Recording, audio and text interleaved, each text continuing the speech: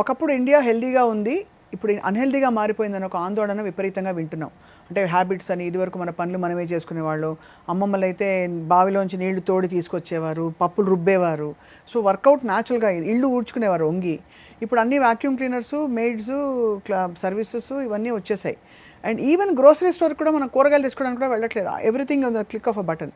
So India అన్హెల్దీగా మారడానికి what is your main observation అండి? So it is a multi pronged answer. అంటే మీరు అడిగిన క్వశ్చన్కి ఒకటి, మనం వెరీ హై క్యాలరీ ఫుడ్ తీసుకుంటున్నాం, బేసిక్గా అన్ని fried food, trans fat rich foods తీసుకుంటున్నాం. అండ్ మనకి అర్థం కావట్లేదు తిన్న ఫుడ్లో ఎన్ని క్యాలరీస్ ఉంటాయో. People are not able to understand, and they are not understanding how much exercise is required to burn the calories coming from the food that there it is. It as simple as that input output? అదే that is just one of the 10 different things. So when you don't burn those calories, అది multiply అవుతూ ఉంటాయి. They keep sitting and become fat. Basic అది కూడా visceral fat అవుతుంది. Visceral fat amount పెరుగుతున్న కొద్దీ heart disease risk పెరుగుతుంది. Inflammatory and pro inflammatory state అంటాం, రైట్? ఇంటర్లూకిన్ 6 అని, TNF ఆల్ఫా అని కొన్ని మార్కర్స్ ఉంటాయి.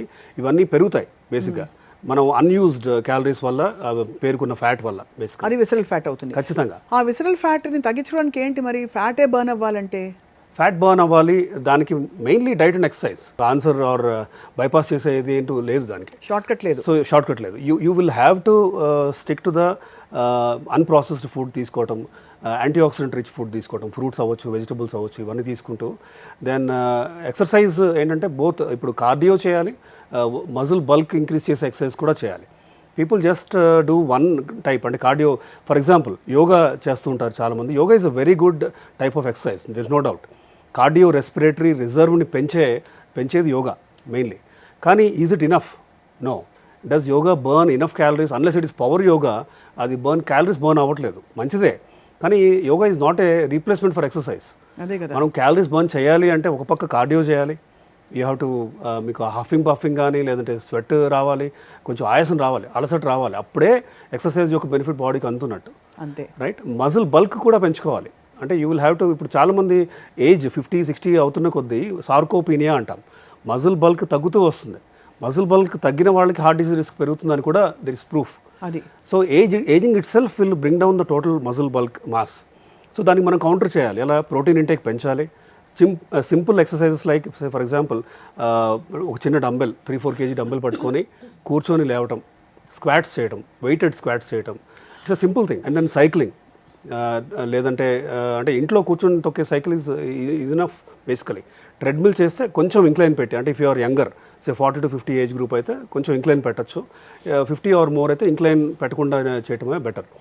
బట్ స్విమ్మింగ్ కానీ, సైక్లింగ్ కానీ, ట్రెడ్మిల్ కానీ, ఇవన్నీ కార్డియో ఇవి చేస్తూనే ఆల్టర్నేట్ డే మనం ఏం చేస్తామంటే బెస్ట్ ఆఫ్ బోత్ వరల్డ్స్ అందాలి అని చెప్పి ఈ ఆల్టర్నేట్ డే రెసిస్టెన్స్ బ్యాండ్స్ అవ్వచ్చు, డంబెల్స్ అవ్వచ్చు, కొంచెం తక్కువ వెయిట్తో 3-4 kg డంబెల్స్ అవ్వచ్చు, దెన్ కూర్చొని లేవటం స్క్వాట్స్ అవ్వచ్చు, పుషప్స్ ఆర్ పుల్అప్స్ చేయగలిగితే పుల్అప్స్. సో ఇవన్నీ కూడా important. It's a combination that helps. It is never only cardio చేస్తే చాలు అని కాదు. సో ఈ కాంబినేషన్ ఆఫ్ ఎక్సర్సైజ్తో పాటు కనుక డైట్ మనం కనుక ఫాలో అవుతాయి, ఈ హై క్యాలరీ ఫుడ్స్ బాగా మనం అవాయిడ్ చేసి, ఇప్పుడు పీపుల్ థింక్ ఆలివ్ ఆయిల్ చాలా మంచిదని, అండ్ దెన్ కూర స్టార్ట్ చేసేటప్పుడు ఆలివ్ ఆయిల్ని తో స్టార్ట్ చేస్తారు. వెన్ యూ బర్న్ ఇట్, అంటే బాగా హై టెంపరేచర్లో ఆలివ్ ఆయిల్ తన మంచి గుణాలని కోల్పోద్ది బేసిక్గా. So when should you put olive oil? Curry అయిపోయిన తర్వాత కొంచెం డ్రాప్స్ వేయాలి, అప్పుడే ఆలివ్ ఆయిల్ యొక్క బెనిఫిట్స్ మనకు అందుతున్నట్టు. సో ఎనీ ఆయిల్ కానీ ఏదైనా మీరు ఫ్రై చేస్తున్నారంటే మంచి గుణాలన్నీ పోతాయి. ఇంకా opposite trans fats, bad fats అని వెళ్ళి కూర్చుంటున్నాయి అక్కడ, అంతే కదా. సో ఫ్రైడ్ ఫుడ్ కంప్లీట్గా అవాయిడ్ చేయాల్సిందే మనం. అండ్ సే 35-40 దాటితే ఎగ్ ఎల్లో కూడా 1 కంటే ఎక్కువ తీసుకోకూడదు, వైట్స్ ఎక్కువ తీసుకోవాలి, ఎల్లో నాట్ మోర్ దాన్ 1 అసలు తీసుకోకపోయినా పర్వాలేదు, మంచిదే అంటారు, రైట్? అండ్ దెన్ ఈ సింపుల్ కార్బ్స్ అంటాము, అంటే తినగానే డైజెస్ట్ అయ్యే ఫుడ్స్ లైక్ వైట్ రైస్ కానీ, ఇడ్లీ కానీ, దోశ బియ్యపిండితో చేస్తే కానీ, దెన్ మైదా, ఇవన్నీ మనం ఎంత అవాయిడ్ చేస్తే అంత మంచిది. Sugars mainly, people under estimate what 2-3 spoons of sugar per day can do. అంటే టీ కాఫీ తీసుకుంటూ ఉంటారు, 3-4 times తాగుతూ ఉంటారు, ఈచ్ టైం షుగర్ యాడ్ అయి ఉంటుంది దాంట్లో. ఇమాజిన్ 6-7 spoons ఆఫ్ షుగర్, వాళ్ళకి మైండ్లో ఉండదు అది. ఇవన్నీ కూడా ఏంటంటే back of the mind, basic అంటే బాడీలో క్యాలరీస్ అన్ని మౌంట్ అవుతున్నాయి. సో అవన్నీ ఇప్పుడు పెరిగిపోయి ఇండియా అన్హెల్దీగా మారడానికి కారణం ఏంది? It is not able to burn that. Correct, definitely. So sugar చెప్పారు, సింపుల్ కార్బ్స్ చెప్పారు, అండ్ అలాగే సార్కోపీనియా గురించి చెప్పారు, ట్రాన్స్ ఫ్యాట్స్ గురించి చెప్పారు, ఇంకా of course stress, life style ఇవైతే చెప్పుకుంటూ పోవచ్చు. స్ట్రెస్ ఎంత పెరిగిపోయింది సార్ ఇప్పుడు. అసలు కంటి నిండా ఎవరైనా ఉన్నదైనా పోనీ ₹2 దాచుకున్నది ఎంజాయ్ చేస్తున్న రోజులు ఉన్నాయా చెప్పండి? లేదు.